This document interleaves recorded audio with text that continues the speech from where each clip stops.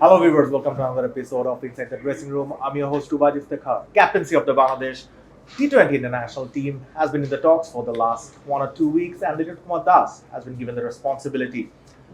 To talk about all that, I have Atif Azam with me. Atif, senior assistant coach of Bangladesh national team, Mohammad Salahuddin, spoken to the media today, and he spoken candidly about Bangladesh captaincy, especially Liton. And he said, he commented a very interesting thing that it's never an easy job captaining Bangladesh. Why did he say that? Because Bangladeshi captains, we always see that they are under a bit pressure. Is this the main reason? I think it's true that it's not very easy leading Bangladesh side or leading any side in the subcontinent because there's a lot of pressure. Because in England or in Australia, the captaincy role is altogether a different ball game. Whereas in Bangladesh or in subcontinent, there's a lot of pressure from the boards, from the selectors, from other different quarter of cricket fraternities. So I think the captaincy is a job that have a lot of pressure in it, and Salahuddin rightly pointed out that in this time when someone is going through a pressure, is doing a job which have pressure, he needs to be supported. And I'm not sure whether Liton will succeed or not as a captain, but he was probably the best available options right now in front of Bangladesh. Because what impressed me about Liton was the fact that in West Indies in the last tour he won the series, and despite not scoring runs, he did a miraculous job as a captain in the field.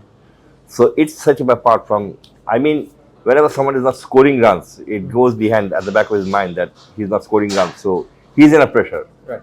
So that affects his captaincy. But in Liton's case, it was quite different.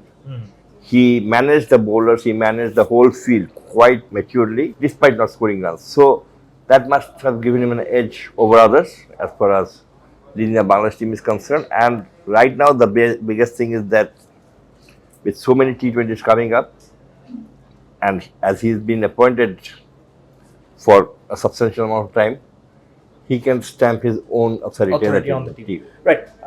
Having said that, Liton is one of the senior cricketers also in the T20 team, and he can impose himself as the natural leader to the youngsters and show them the way.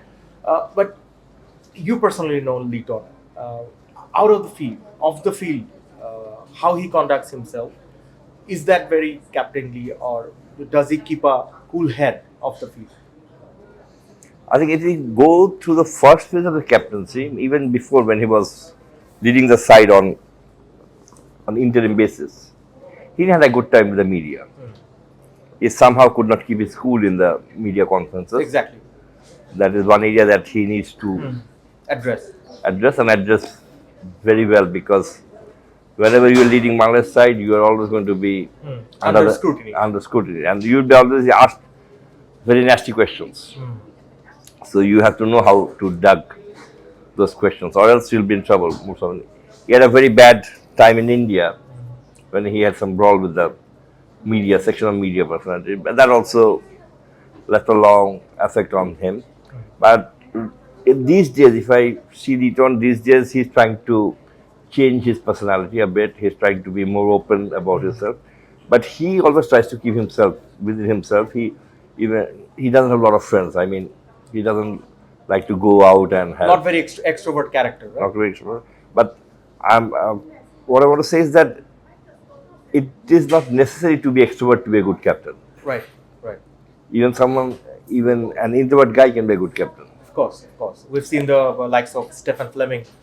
Exactly. Being a very, very successful international captain. A very introverted person, yes. And Michael Atherton also. Yeah, very introverted. Former English captain, yes. Even if you see in Bangladesh, Saqib was very introvert character, but he's a good captain. Right. So it is not necessary to be a very extrovert character to be a good captain, but I think that when you're leading a young side, you have to be patting on their back and give them the very vocal, and that's the area that we don't need to work on. Right. And he's working on really hard on these kind of aspects. Right. I'm sure Liton will work on his captaincy aspects and will brighten up his opportunities for the next T20 World Cup. But Atif, I want to talk a bit more and we'll get into a bit into deeper in this captaincy issue. That in the other countries, like we always give examples of the British Cricket Board or the Australian Cricket Board, they have this culture of nurturing talents, of course, but nurturing a captain as well. We know Australians how they've transitioned from the Steve Waugh, Ricky Ponting to Michael Clarke to Stephen Smith to Tim Payne. They nurture captains, for the future. Can Bangladesh or should Bangladesh Cricket Board start a similar culture, or it's a bit far-fetched for Bangladeshi ideas? If I look at almost for 2 years, South Africa carried Markram in their dressing room. Exactly. And they knew that he's going to lead the side Exactly. at some point. Exactly. So they think their way of thinking is far different from what we think. Now, Markram was not playing, but they were just giving the feel of the environment, how it Right. takes, Keeping him in with the squad, and all these things. being with the players. So I don't think that in Bangladesh that can be done immediately on an immediate basis, because we are a very result-oriented team. But going forward, nurturing a captain, and if you want to nurture a captain, you better nurture him from the domestic level, Exactly. because international, whoever is leading in the domestic level should be leading the side, Leading side, right? because he has a lot. But I don't think that it's going to be easy for Bangladesh to have someone nurture, because I think that Bangladesh has nurtured two captains quite well. One is Shanto. Right. He has been in the under-19 and all those Exactly. things. So he was, and Miraj as well, because he also led in a lot of different sides, but he's not in the T20 squad. So, but it's not going to be easy for Bangladesh to just pick up someone with an eye that he's going to be. Now he's going to be the next captain, because I don't know whether Mahdi will be, who has been chosen as vice captain, do have the credential to lead the side or not, Right. if he's replacing Liton at some point.